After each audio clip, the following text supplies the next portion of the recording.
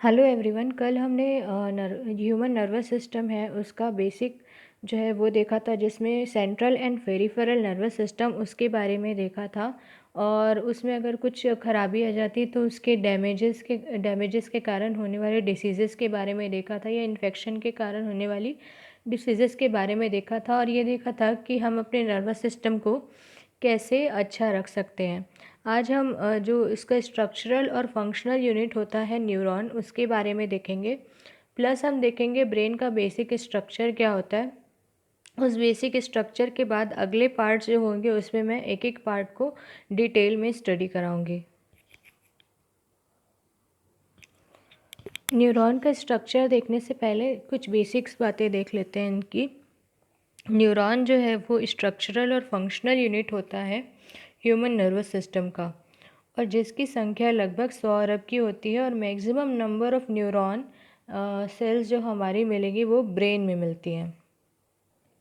अब देखते हैं स्ट्रक्चर ऑफ न्यूरॉन, उसके स्ट्रक्चर और इसके पार्ट्स क्या क्या होते हैं। पहले देखिए, आपको ये जो स्ट्रक्चर दिख रहा है ना, इसको कहते हैं साइटोन। इसको कहते हैं साइटोन। और ये साइटोन है ना, इसका जो सेंट्रल पार्ट होता है उसको कहते हैं न्यूक्लियस। अब उसके बाद आपको ये ब्रांचेस नज़र आ रही है, इसको कहते हैं डेंड्रम या डेंड्राइट्स। डेंड्रम या डेंड्राइट्स। अब ये जो न्यूरॉन है इसी का थोड़ा सा एक्सटेंशन जो है वो होता है एक्सॉन। वो क्या होता है? वो होता है एक्सॉन। इसका एक्सटेंशन अलग अलग सेल्स में फिर टूटेगा, या कुछ सब पार्ट्स में टूटेगा। इसी को मैंने आपको बताया था सिनेप्सिस। इसके अंदर एक ट्रांसमीटर केमिकल होता है, वही इन्फॉर्मेशन ले जाने का काम करता है एक न्यूरॉन से दूसरे न्यूरॉन तक। इसको हम श्वान सेल कहते हैं या सिनेप्सिस भी कहते हैं। अब एक्सॉन के बारे में थोड़ा जान लेते हैं।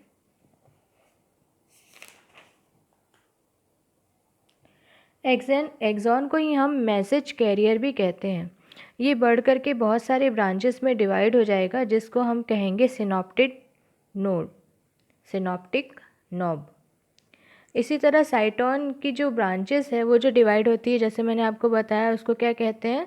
तो उसको कहते हैं डेंड्रम या डेंड्राइट्स। डेंड्रम या डेंड्राइट्स। एक न्यूरॉन से दूसरा न्यूरॉन, जैसे मैंने आपको बताया था, इन डेंड्राइट्स के थ्रू जुड़ते हैं, और सिनॉप्टिक नोड जो होता है उससे जुड़ते हैं। और इसी जो प्रोसेस होती है जिसमें एक न्यूरॉन दूसरे न्यूरॉन से जुड़ता है, उसी प्रोसेस को कहते हैं सिनॉप्सिस। अब देख लेते हैं कि न्यूरॉन्स जो है वो काम कैसे करते हैं। दो तरीके से ये काम करते हैं, दो एक्शन होते हैं। एक होता है रिफ्लेक्स एक्शन, दूसरा होता है रिफ्लेक्स आर्क। अब देखिए रिफ्लेक्स एक्शन कैसे काम करता है वो देख लेते हैं। इसका मतलब होता है कि कैसे, जैसे सडन रिस्पांस देना जो इन्वायरमेंट का स्टिमुलस है उसके वजह से। जैसे कि आप, जैसे अगर आपका हाथ, अगर मान लो कोई लौ जल रही है, उसमें अगर आप हाथ दे देते हैं तो ज़्यादा सोचे बिना ही आप क्या करते हैं, अपने हाथ को तुरंत वहाँ से हटा देते हैं, क्योंकि जो आपके हाथ के पास जो सेंसरी नर्व्स है वो आपके ब्रेन तक मैसेज ले जाती हैं कि अगर आप यहाँ पर हाथ रखोगे तो आपका हाथ जल सकता है, आपको बर्न हो सकता है, तो आप तुरंत ही अपने हाथ को हटा लेते हो। इसी को कहते हैं रिफ्लेक्स एक्शन। और वैसे ही होता है रिफ्लेक्स आर्क। इसमें क्या होगा, जो सिनेप्स होंगे न्यूरॉन के, जो सेंसरी न्यूरॉन्स हैं, वो क्या करेंगे, स्पाइनल कोड को पहले जो है वो मैसेज भेजेंगे, उसके बाद ब्रेन तक ये मैसेज पहुंचेगा। इसी जो पाथवे है जो लॉन्ग समय लग रहा है उसी को हम कहते हैं reflex arc. It takes time. अब देख लेते हैं अब देख लेते हैं कि how nervous tissue causes action. आपके नर्वस टिश्यू जो है वो एक्शन कैसे कॉज करेंगे, ये देख लेते हैं। जैसे कि हमको पता है कि बहुत सारी सेल्स मिल के क्या बनाते हैं, तो टिश्यू बनाते हैं। वैसे ही हमारी नर्वस, बहुत सारे न्यूरॉन से मिल के क्या बनेंगे, तो नर्वस टिश्यू बनेंगे। ये जो टिश्यू है, इन्फॉर्मेशन जैसे ही इनको मिलेगी तो ये ब्रेन मसल्स तक लेके जाएंगे, और उसके बाद क्या होगा, एक्शन, मतलब उसके बाद फिर एक्शन होगा।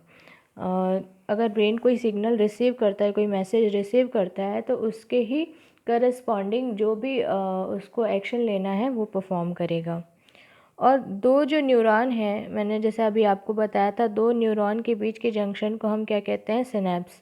और इसी के बाद होता है सिनैप्सिस नोब। एक न्यूरॉन दूसरे न्यूरॉन से डेंड्राइट से जुड़ा होता है और थ्रू सिनैप्स नोब। अब ऐसे ही जो इन्फॉर्मेशन है एक न्यूरॉन से दूसरे न्यूरॉन किसके थ्रू होता है? मैंने बताया था कि सिनैप्स जो होता है उसके अंदर जो केमिकल ट्रांसमीटर्स होते हैं, और यही केमिकल ट्रांसमीटर्स क्या करेंगे? इन्फॉर्मेशन को कैरी करने का काम करेंगे। इसी को हम कहते हैं इलेक्ट्रिकल एंड केमिकल ट्रांसमिशन।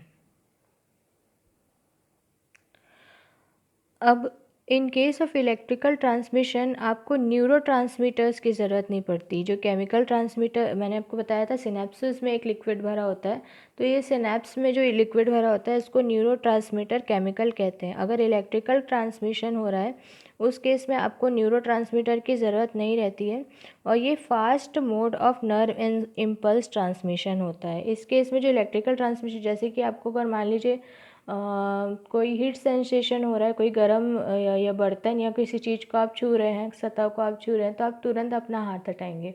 तो ये it is a kind of electrical transmission.